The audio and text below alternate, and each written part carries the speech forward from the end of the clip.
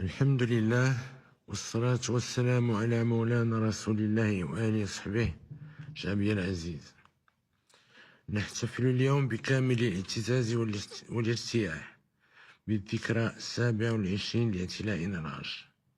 27 سنة منذ أن شاءت إرادة الله تعالى أن أتحمل أمانة قيادتك، وهي أمانة عظيمة ومسؤولية جسيمة. وإننا نحمد الله تعالى ونشكره على ما أنعم به علينا من توفيق وسداد في عملنا من أجل تحقيق تطلعاتك والتجاوب مع انشغالاتك، مصداقا لقوله عز وجل: لئن شكرتم لأزيدنكم.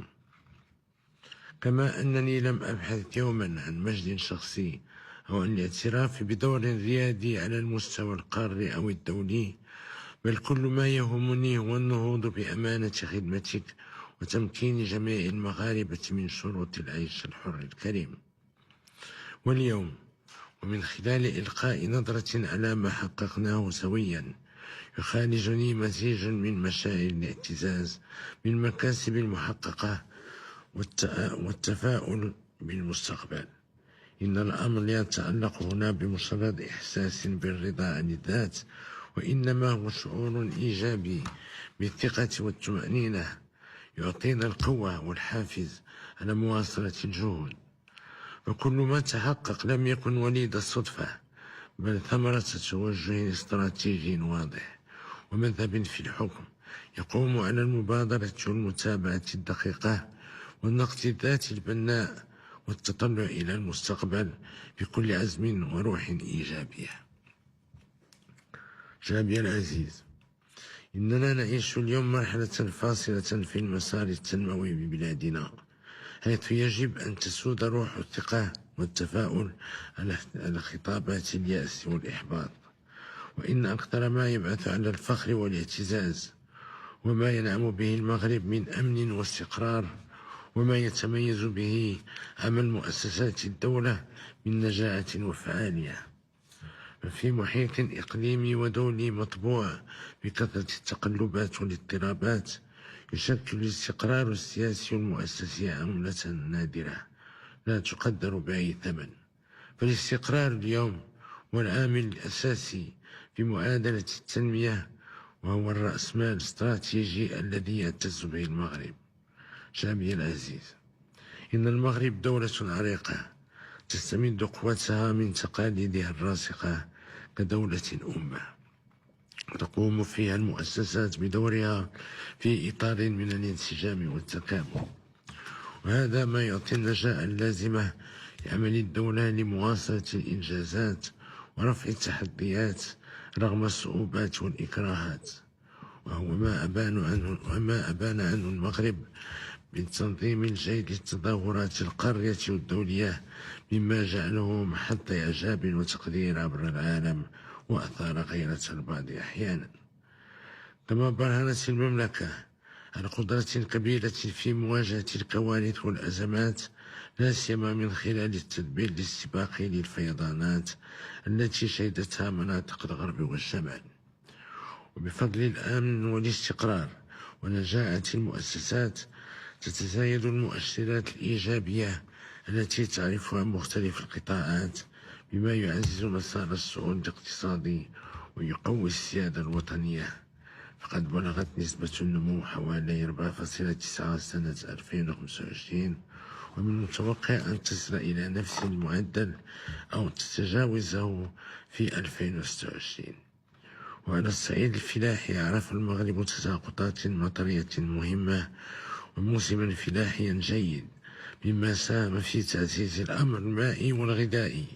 كما استطاع المغرب تعزيز مكانته كقطب للاستثمار الصناعي والسياحي والمالي، وهو ما يعكس تطور المؤشرات لا سيما الصناعية.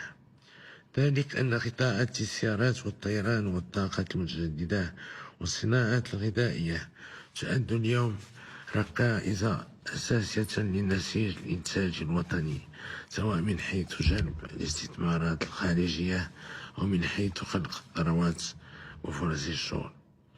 إذ أصبحت المملكة يوما أول مصدر للسيارات في إفريقيا بقدرة إنتاجية تقارب 1,000,000 سيارة سنويا، وهو ما جعل صادرات المغرب من قطاعات السيارات والطيران تفوق 40% من إجمالي الصادرات، متقدمة في ذلك على الفوسفات. وتعزيزا لهذا التوجه ترأسنا في بداية السنة حفل إطلاق مصانع جديدة جعلت المغرب يدخل النادي المصغر للدول التي تتوفر على أكبر المراكز الصناعية في مجال صناعة محركات وأنظمة هبوط الطائرات، كما أن تطوير قطاع مندمج للبطاريات الكهربائية يعكس قدرة المغرب على استباق التحولات التكنولوجية والانخراط في سلاسل الإنتاج المرتبطة بالصناعات الاستراتيجية. وبنفس روح الابتكار والتطوير يتم إنجاز مشاريع كبرى تهدف إلى جعل الطاقات المتجددة ركيزة للأمن الطاقي ورافعة لجذب الصناعات التي تسعى لاستخدام طاقات تنافسية وخالية من الكربون. وتأسيسا لهذه الاستراتيجية الطموحة تم الشروع في تنزيل أرض المغرب في مجال الهيدروجين الأخضر من خلال الترخيص مجموعة أولى من المشاريع الكبرى. شعبي العزيز، في سياق دولي مطبوع بعودة السياسات الحمائية وتأمين سلاسل التوليد والإنتاج، جعلنا من تقوية السيادة الوطنية والاكتفاء الاستراتيجي محورا للتنمية الصناعية. خير مثال على ذلك الصناعات الغذائية والدوائية التي أصبحت تغطي ما يقارب 80% من الحاجيات الوطنية. وإن إقامة قاعدة صناعية وتكنولوجيا في مجال الصناعات الدفاعية والأمن السيبراني ستساهم تدريجيا في تعزيز السيادة الدفاعية وخلق فرص التنمية وترسيخ مكانة بلادنا كقوة إقليمية في هذه الصناعات. ومن جهته سجل القطاع السياحي سنة 2025 إنجازا تاريخيا يتمثل في استقبال ما يقارب 20 مليون سائح، بما في ذلك أبناء الجالية المقيمة بالخارج.